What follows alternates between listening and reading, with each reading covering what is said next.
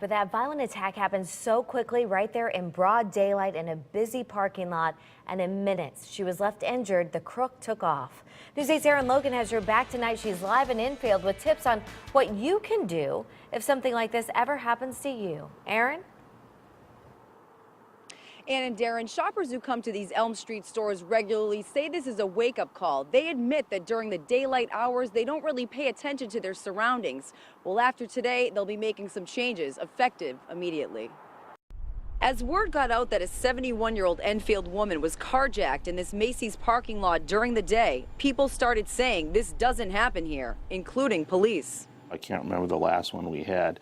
But I think that shouldn't let anyone fall into a false sense of security that it couldn't happen here. Honestly, most of the time, I see myself and my friends and even my kids walking to the car, looking at our cell phones, not paying attention. Police say it's time to be more aware that anything can happen at any time.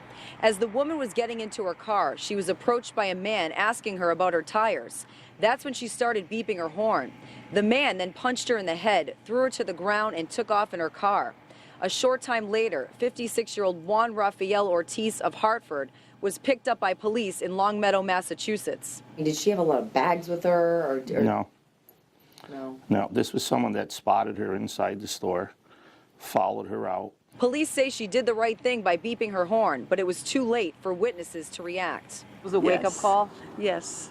During the night, yes, I'm more careful. I look around, but during the day, no. Here in the capital city, an entirely different story. Police say carjackings happen at all hours of the day. Here are some tips they feel you should keep in mind. First of all, the victims are most likely to be elderly and female.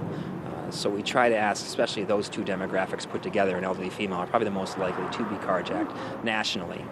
So we ask that people, when they do park their cars, try to park in well-lit areas, well-populated areas, try to walk with somebody if possible. Be aware of your surroundings and try to walk confidently. And I try to pick on the timid people who look like a victim, so try not to appear to be a victim. Police also say that as you're walking to your car, if something doesn't look right, go back inside. As for Ortiz, he's being held on $100,000 bond. We're live in Enfield tonight. Erin Logan, News 8.